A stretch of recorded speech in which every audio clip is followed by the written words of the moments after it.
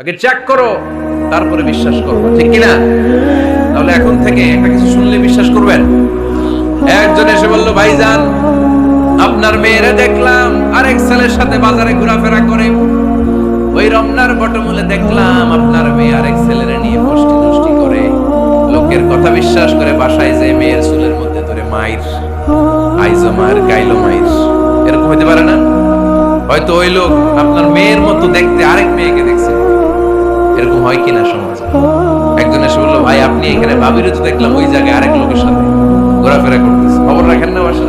আপনি রেগে মেগে, ঘটনা কি? আমার খেয়ে আমার পরে আরেকজনের সাথে যে এই বাড়িতে যে মাই, কোনো কথা নেই।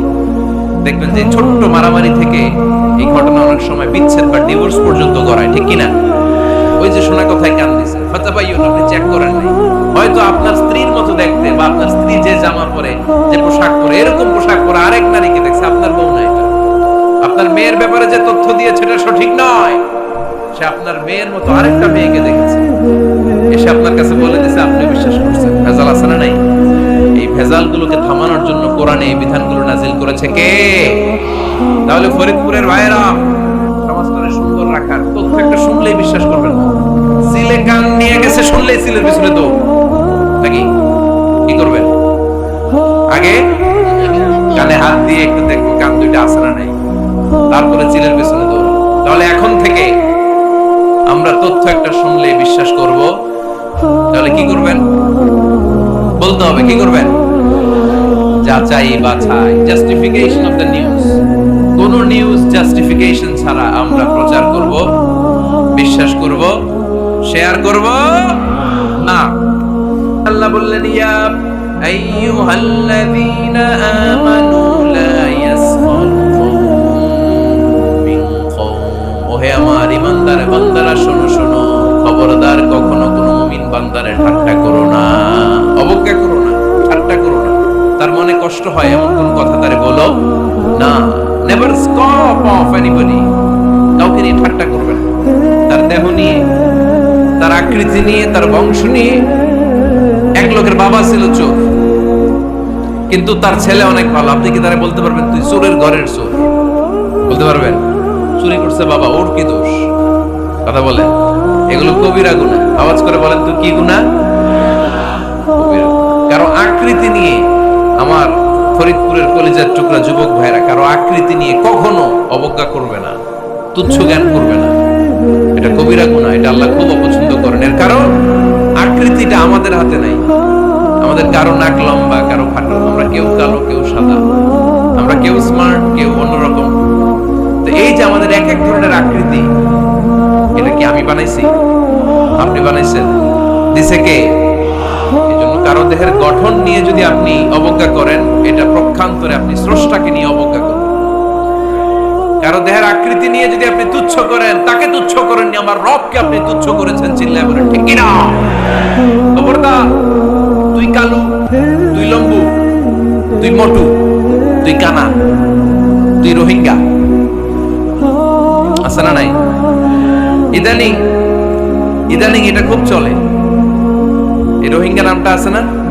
ফরিদপুরে এগুলো ঢুকে নাই না? আমাদের ওইদিকে দেখি কি অবস্থা, কারোর সাথে কেউ লাগলে তুই রোহিঙ্গা। কি আশ্চর্য, এই গালি কবে আসলো?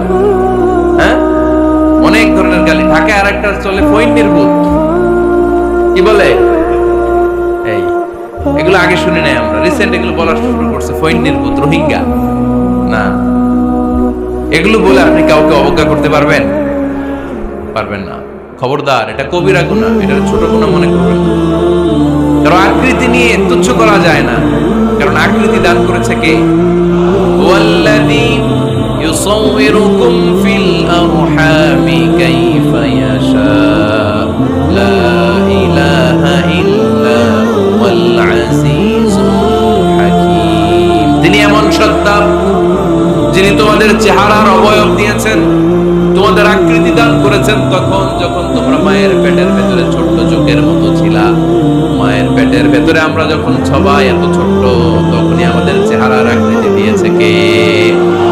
কে সুন্দর হবো, কে ছেলে হবো, কে মেয়ে হবো, কে মোটা হবো, কে চিকন হবো, আমার ইচ্ছা হয়েছে? আওয়াজ করে বলতে হবে, কার ইচ্ছায়? প্রত্যেককে যদি আল্লাহ প্রত্যেকের নিজের চেহারা ডিজাইন করতে দিতেন, আল্লাহ যদি বলতেন তোমার চেহারাটা কেমন হবে তুমি ডিজাইন করো, তাহলে আপনি আপনারা কেমন বানাতেন? হ্যাঁ বলেন, ফরিদপুরের ভাইরা বলেন সুন্দর করে বানাতেন, তাই না? সবচাইতে স্মার্ট, সবচেয়ে সুন্দর করে আমি আমার চেহারাটা বানাবো। যদি আমাকে ডিজাইন করার সুযোগ দেওয়া হতো, কিন্তু এই সুযোগ তো আল্লাহ দেন নাই। ডিজাইন স্বয়ং করে দিয়েছেন কে? কোন নারীকে যদি আল্লাহ বলতে এই নারীরা তোমাদের চেহারা কার কেমন লাগবে তোমরা বানাও, প্রত্যেক নারী কি করতো? বিশ্ব সুন্দরী করে নিজেকে বানাতো। খুব ধরার মতো কোনো জায়গা সে নিজের জন্য রাখতো না, ঠিক কিনা? কিন্তু এটা আল্লাহ দেন নাই। এই আকৃতিটা আমাদেরকে সরাসরি দান করেছেন কে?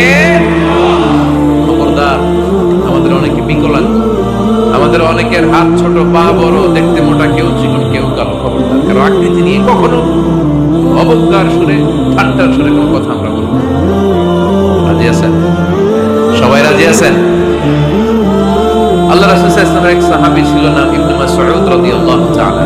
ওনার পায়ের নলা ছিল খুব চিকন, অস্বাভাবিক চিকন, স্বাভাবিক। তো উনিও এটা ঢেকে রাখতেন, দেখাতেন না কাউকে। একদিন উনি খেজুর পাড়ার জন্য খেজুর গাছে উঠলেন। খেজুর গাছে ওঠার পরে নিচ থেকে সাহাবারা পায়ের চিকন নলা দেখে সবাই হাসি, সবাই হেসে কুটি কুটি। বিশ্বনবী বললেন হেসো না, খবরদার, আমার ইবনে মাসউদের পায়ের চিকন নলা দেখে হেসো না।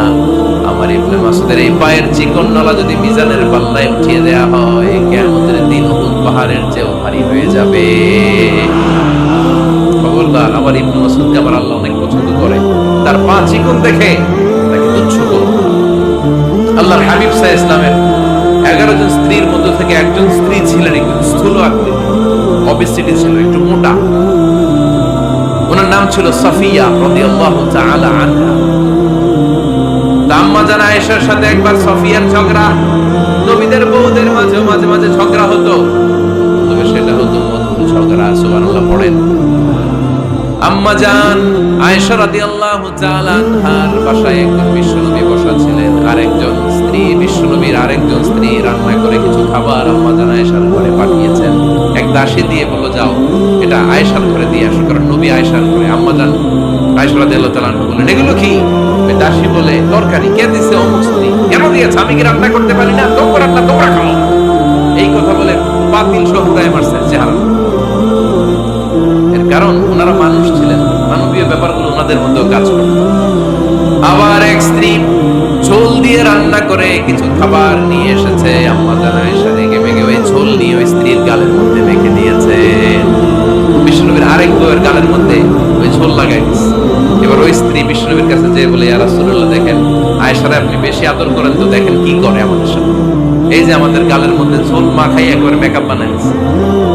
বিষ্ণু ইসা ইসলাম বললেন তাই, আয়েশাকে ডাকো। আম্মা জান আয়েশা রাদিয়াল্লাহু তাআলা আনহা আসলেন। আল্লাহ রাসূল সাল্লাল্লাহু আলাইহি ওয়াসাল্লাম বললেন তুমি কি আমার এই স্ত্রীর সাথে এমন আচরণ করেছো? আম্মা জান আয়েশা বললেন করেছি। কেন? আম্মা জান আয়েশা বললেন তখন মেজাজটা গরম ছিল, এখন বুঝতে পারতেছে আসলে এই কাজটা করা ঠিক হয় নাই। এবার বিশ্বনবী বিচার করবেন। বিশ্বনবী বললেন আল কিসাস, যেমন করা হয়েছে বিচার হবে তেমন। তোমার গালে যেমনি ঝোল লাগাই দিয়েছে, তুমি একটু ঝোল নিয়ে আয়েশার গালে লাগাই দাও। সুবহানাল্লাহ পড়বেন না? ওই স্ত্রীও কিছু ঝোল নিয়ে আম্মা জান আয়েশার গালে লাগাই দিলেন। এখন দুজনে হাসতেছে, বিশ্বনবীও হাসলেন, আরশের উপর থেকে খুশি হয়ে গেলেন। কে? স্ত্রীদের মধ্যে মাঝে মাঝে এটা ঘটতো। সাফিয়া রাদিয়াল্লাহু তাআলা আনহা ছিলেন একটু মোটা। আম্মা জান আয়েশা বললেন ইয়া রাসূলুল্লাহ, দেখেন আপনার মোটি বউ, আপনার মুটকি বউ, এই মোটি বউ বলে একদিন একটা গালির মধ্যে দিয়ে গেছে। আল্লাহ রাসূল সাল্লাল্লাহু আলাইহি ওয়াসাল্লাম রেগে গেলেন, বললেন আয়েশা এটা কেমন কথা তুমি বললা মোটি? আমার সাফিয়ারে তুমি মোটি বলে গালি দিলা রে আয়েশা।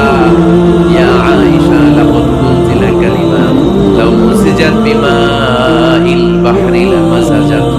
এমন একটা মন্তব্য তুমি সাফিয়ার ব্যাপারে করে ফেলেছো রে আয়েশা, এই কথাটা যদি সাগরের নীল পানির মধ্যে ছেড়ে দেয়া হয়, এই কথার পঙ্কিলতার কারণে, এই কথার কর্দমাক্ততার কারণে, এই কথার পঙ্কিলতার কারণে সাগরের সব পানিগুলো মুহূর্তের মধ্যে কালো হয়ে যাবে। এই কথাটা সাগরে ফেলে দিলে সাগরের নীল পানি পুরোটা কালো হয়ে যাবে। আয়েশা খবরদার, তুচ্ছ করে অবজ্ঞা করে কখনো কিছু বলা যাবে না। এই জিহ্বাটা এটা ভয়ঙ্কর একটা অঙ্গ, বেশিরভাগ পাপ এই জিহ্বা দিয়ে হয়। কি দিয়ে হয়? এজন্য সাহাবারা জিহ্বা ধরে মাঝে মাঝে জিহ্বার মধ্যে বেত মারতেন। আর বলতেন জিহ্বা তোর জন্য আমি আটকে যাব কিয়ামতের দিন। আমলিক আলাইকা লিসানাক, নিজের জিহ্বার মালিক নিজে হন। আপনার জিহ্বার মালিক যেন শয়তান না হয়ে যায়। জিহ্বা আপনার, শয়তানের ভাষায় আপনি কথা বলেন কেন? খবরদার, প্রতিটা কমেন্ট, প্রতিটা কথা, প্রতিটা মন্তব্য, এগুলোর ব্যাপারে কিয়ামতের দিন পাই টু পাই করে আপনার কাছে আল্লাহর সুপ্রিম কোর্টের কাঠগড়ায় দাঁড় করিয়ে আপনারা জিজ্ঞেস করবে কে? এজন্য বিশ্বনবী বলছেন মাইয়াদমানলি মা বাইনা লিহিয়াইহি ওয়া মা বাইনা রিজলাইহি আদমান লাহুল জান্নাহ। আমার কোন উম্মত যদি দুইটা অঙ্গের গ্যারান্টি আমারে দেয়, আমি আমার উম্মতকে জান্নাতের গ্যারান্টি দেব। দুইটা অঙ্গের, একটা হলো জিহ্বা আর একটা লজ্জাস্থান। দুই চোয়ালের মাঝে যা থাকে লিজ্জা জিহ্বা, আর দুই পায়ের মাঝখানে যা থাকে লজ্জাস্থান। এই দুইটা অঙ্গের গ্যারান্টি যদি বিশ্বনবীকে আপনি দেন যে নবী জিহ্বা আর লজ্জাস্থান এই দুইটা অঙ্গের কোনো পাপ আমি করব না, নবী বলে আমি দুনিয়ায় তোমার জান্নাতের গ্যারান্টি দিলাম। এজন্য জিহ্বাটারে সামলান, যা মনে চায় বললেন না। খবর আছে না নাই? খবর আছে। মা ইয়ালফিযু মিন কাউলিন ইল্লা লাদাইহি রাকীবুন আতীদ। যা মুখ দিয়ে বের হয় লিখে রাখার জন্য দুইজন ফেরেশতা রেডি করে রেখেছে কে? চিল্লায় বলেন। যতদিন আমরা বেঁচে থাকবো ততদিন থাকবে আমাদের কাঁধে। আমরা মরে যাবো, এই ফেরেশতারা উড়াল দিবে, ঠিক কিনা?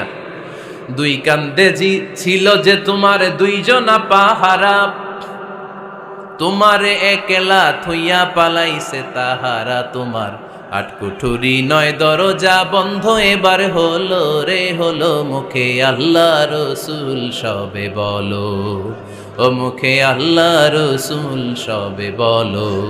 দুয়ারে আইসাছে পালকি নাই হরি গাও তোলো রে তোলো। মুখে আল্লাহ রসুল সবে বলো, ঠিক না? এজন্য সাবধান। আমলিক আলাইকা লিসানাক, নিজের জিহ্বার মালিক নিজে হন। মন যা চায় মুমিন তখন ইচ্ছা মতো মন মতো কোনো মন্তব্য ছুটতে পারে না। বিশ্বাসী বলে যদি নিজেকে দাবি করেন, নিজের জিহ্বার মালিক নিজে থাকার দরকার আছে না নাই?